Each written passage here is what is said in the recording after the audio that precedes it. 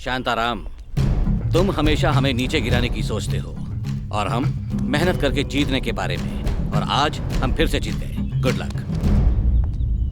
Sir, हम पहले से ही गम में डूबे हुए हैं और ये यहाँ आकर हमारे जख्मों पर नमक लगा रहा है सर।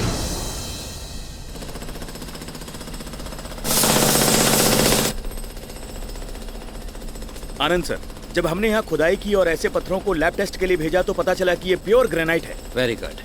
अब हम ये प्रोजेक्ट जरूर करेंगे, लेकिन इसके लिए हमें अरबों रुपए इन्वेस्ट करने होंगे। विजय से मैं बात करता हूँ, तुम डील फाइनल करो। Okay sir, sure. मेरी बैटरी खत्म हो गई सर, आपका फोन यूज कर लूं? Deal done sir. ठीक है।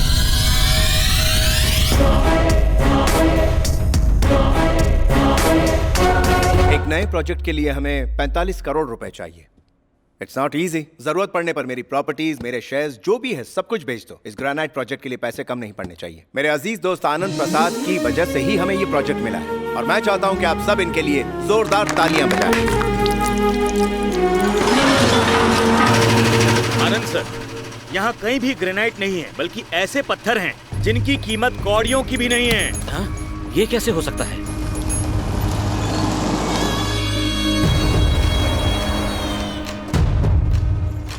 मिस्टर विजय राम, ये कोई ग्रेनाइट लैंड नहीं बल्कि गवर्नमेंट की बंजर जमीन है। इतने सालों से तुम मुझसे जीत रहे हो, लेकिन आज मैंने बस एक ही चाल में पूरी बाजी पलट दी। आज से तुम्हारी उल्टी गिनती शुरू और तुम्हें कोई नहीं बचा सकता। पता है आज से तुम्हारी हालत कैसी होगी? तुम एक एक रुपए के लिए रोगे, खाना खाने के लिए तड़पोगे, गटर के पानी से नहाओगे, भिखारियों से उधार मांगोगे। मेरे दोस्त ने तुम्हारी बर्बादी चाही और मैंने तोहफे में दी। कमीने, तेरी इतनी हिम्मत कैसे हुई? बता, क्यों किया तूने ये सब? अपना ये ड्रामा बंद कर। ये सब तूने ही शांताराम के साथ फोन पर बात करके प्लान किया है। पोल खुल गई तुम्हारी। अब बताओ कि तुम्हारी कार में 25 लाख रुपए कहाँ से आए? इधर आइए सर, देखिए, मैं झूठ नहीं बोल रहा सर। देखिए, इतने सारे रुपए हैं, देख लीजिए, देख लीजिए। ये इनकी चाल है। चाल तो है, लेकिन ये चाल तुम मेरे साथ चलोगे ये नहीं सोचा था।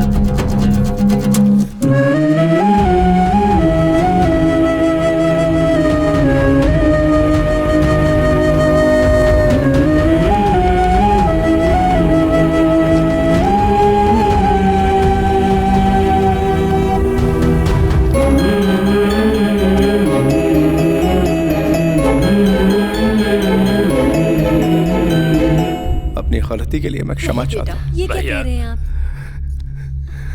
विजय राम, प्लीज मेरा यकीन करो। उस इंजीनियर ने हमें धोखा दिया। निकल बाहर।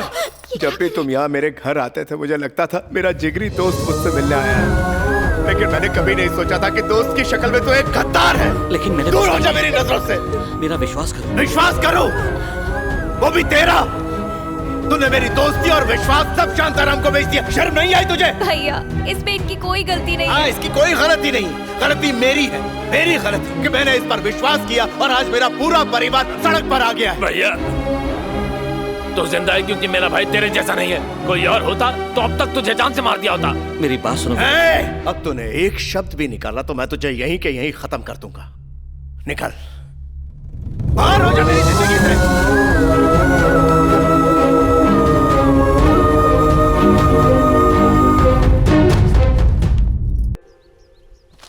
20 साल के बाद भी विजयराम अपना बिजनेस खड़ा नहीं कर पाए और तब से इस छोटे से घर में रहते हैं और एक मामूली राइस मिल चलाते हैं।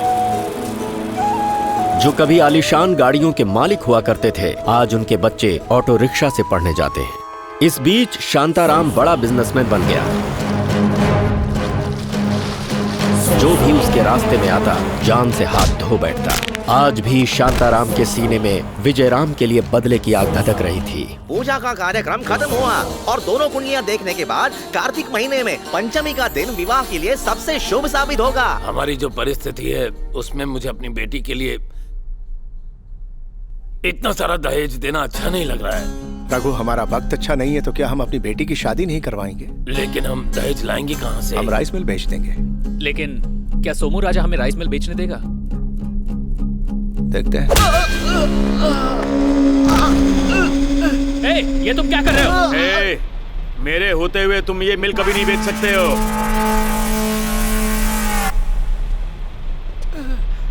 अगर पैसों की इतनी गर्मी है तो जाकर ताजमहल खरीदो ना। सरकार तुम्हें या मुझे बेचेगी क्या? चांद खरीदने का शौक तो पाल रहे हो, लेकिन वो मिल पाएगा क्या? इस मिल को खरीदने की भी बड़ी खुजली है तुम्हें, अब मिटानी पड़ेगी। एक बार फिर से गिराऊं क्या? मैं समझ गया सर, मैं ये मिल नहीं खरीद सकता, माफी चाहता हूँ। माफ कर दे सर। ए राजा, मैं बिन लादेन से कम नहीं हूँ। उसकी दाढ़ी थोड़ी लंबी थी और मेरी थोड़ी छोटी है, बस इतना ही फर्क है, बाकी सब सेम टू सेम है। 50 लाख की मिल को हम 4 लाख में क्यों बेचे? राजा, तू जानता नहीं है मैं किसका आदमी हूँ। जानता हूँ, तुम शांताराम के कहने पर ये सब हमारे साथ कर रहे हो। अगर तुम्हें अपनी बेटी की शादी करानी है तो ये राइस मिल मुझे ही बेचनी होगी बस। ठीक है, ये राइस मिल मैं तुम्हें ही बेचूंगा। ये हुई ना बात। अब जल्दी से एक अशुभ दिन ढूंढकर मिल मेरे हवाले कर दो। हेलो दीदी, नंदू बोल रहा हूँ। अब जाके हमारी याद आई तुम्हें? ऐसा नहीं है दीदी। तो इतने सालों फोन क्यों नहीं किया तुमने? क्योंकि मैंने भाग के शादी की इसलिए? ऐसी कोई बात नहीं है, लेकिन भैया के गुस्से को आप जानती हो ना। ठीक है, क्या बात करनी है तुम्हें? बात यह है कि रघु भैया की बेटी सुमित्रा की शादी तय हो गई है। सच में?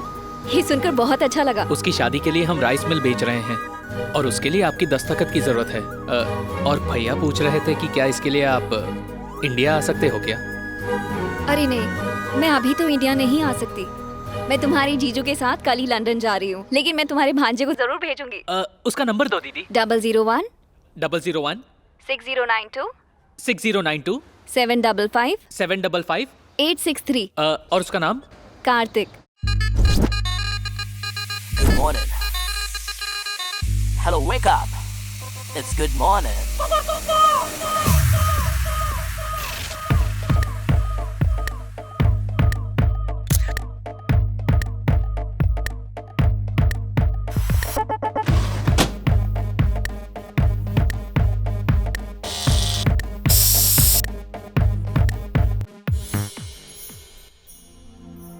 भैया, कौशल्या दीदी का बेटा कल इंडिया आ रहा है।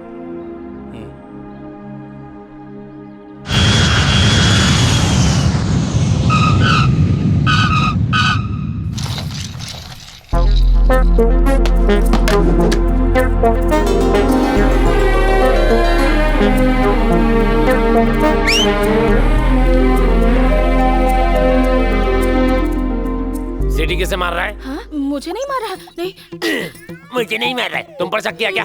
हाय मामा, कार्तिक यूएस रिटर्न। रघु, तुम्हारा मामा। ये रमा, घर की चुड़ैल। अच्छा, हमारी माँ, बड़ी मामी, बीच की मामी, छोटी मामी। अब दोबारा मत पूछना। अरे ये तुम्हारी बहन, तुम इसकी शादी के लिए यहाँ आए हो।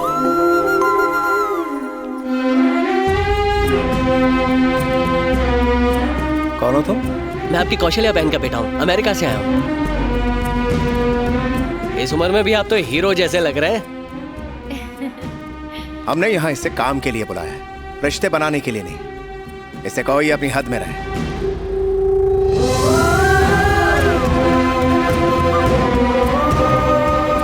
प्लीज मुझे माफ कर देना, डर के मारे मैं तुम्हारा स्वागत नहीं कर पाई। तो कौशल्या कैसी है? आपको रोज याद करती है मामी। और हम भी उसे बहुत याद करते हैं, बिल्कुल अपनी माँ जैसा दिखता है। लेकिन हच्ची किधर है? हच्चू,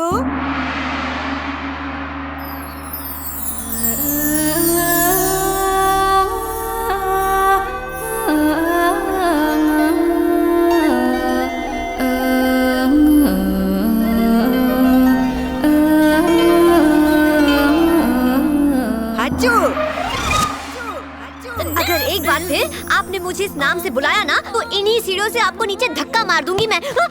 अरे अरे अरे ये कैसे गिर गई?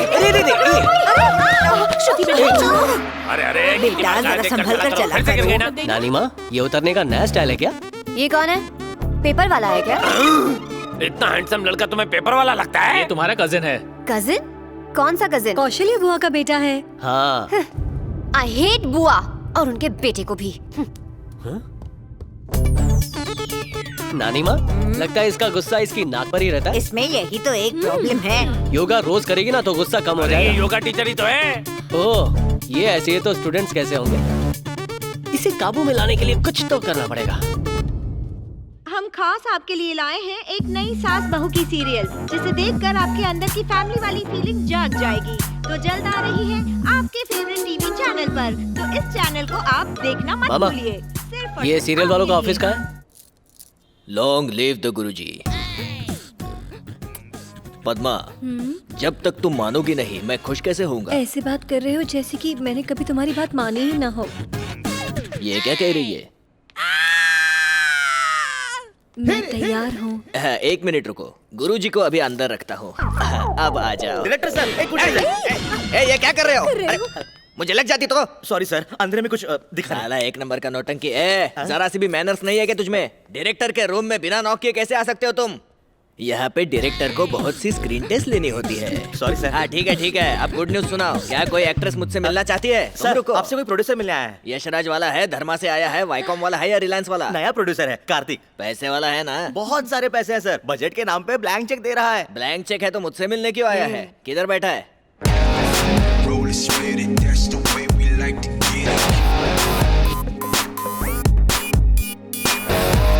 आपको तो प्रोड्यूसर नहीं बल्कि हीरो होना चाहिए। तो क्या कहते हो असिस्टेंट, इनको लॉन्च कर देंगे? मैं कोई हीरो वीरो नहीं बनना चाहता, विलन। अगर ये विलन है तो मैं खुद को किडनैप करवा लूँ। पैसे वालों को देखकर इसकी नियत बहुत बिगड़ती है, इसे ले जाओ। चलो यहाँ से।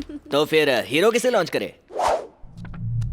लेकिन ये तो विलन जैसा दिखता है। मुझे पता है, लेकिन इस पे हमारी स्टोरी सूट नहीं होगी। मेरे पास एक स्पेशल स्क्रिप्ट है। क्या टाइटल क्या है? कुत्ते की औलाद। फिर तो इसका फेस सूट होगा, इसीलिए तो इसे चूज किया है। स्टोरी क्या है? कोई स्टोरी नहीं, बस एक्शन होगा। कॉन्सेप्ट काफी यूनिक है। मुझे 3D मूवी बनानी। 3D फर्स्ट टाइम टीवी पर 3D चलेगा। मैंने भी यही सोचा था। अच्छा हुआ हमारे थॉट्स मिलते हैं। चलो फिर 3D चश्मा पहनकर तूफान मचाते हैं। नहीं तूफान नहीं, मुझे डस्ट की एलर्जी है। अपने प्रोड्यूसर की रक्षा करना एक डायरेक्टर का फर्ज है। लॉन्ग लिव गुरुजी। सबसे पहले हीरो से बात करो।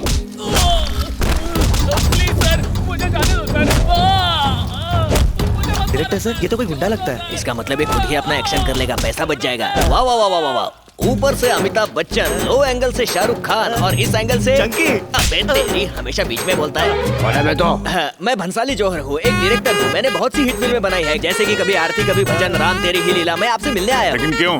आप बिल्कुल एक हीरो जैसे दिखते हो। मैं इस फेस को लॉन्च करना चाहता हूँ। मैं हीरो? हाँ सर, पहले टीवी पे लॉन्च करेंगे, फिर फिल्म बनाएंगे, सुपरस्टार। और टीवी वालों पर तो लड़कियां फिदा हो जाती है बॉस। कर लो ना बॉस, कर लो ना बॉस। हाँ करता हूँ, ठीक है। कांग्रेट्स, मैं तो तुम्हें मान गया। अरे मैं तो शाहरुख खान से भी बात कर सकता लेकिन वो हूँ। मानेगा नहीं। मैं भी तो नहीं माना। नहीं वो सब तो ठीक है, शूट कब शुरू करना है? डेट्स चेक करनी पड़ेगी। लेकिन प्लानिंग मैं करूंगा। Long live Guruji. चलो। Good morning ma'am. Good morning. Hi. Shruti, hi. 1 minute. Okay. एक मिनट सर, किससे मिलना है आपको? अभी यहाँ से एक परफेक्ट हीरोइन गई थी ना? वो यहाँ की कैटवॉक कोच है। Catwalk coach? ये योगा सेंटर नहीं है? नहीं, मॉडलिंग सेंटर है। एक मिनट। हाँ Yo, yo.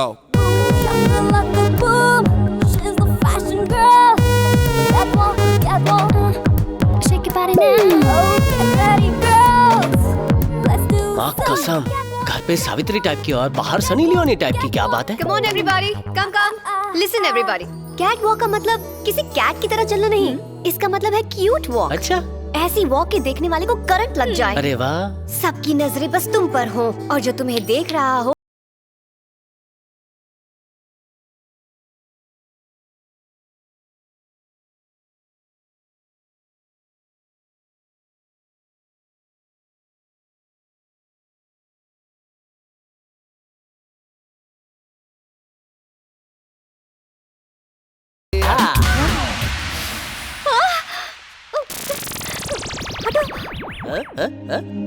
क्या हुआ मैडम? उसे देखो तो, उस आदमी की आंखों में मुझे हवा साफ दिखाई दे रही है। Security, yes madam. Get him out of here now. No, I want to see catwalk. I want to see catwalk. Bob Mac?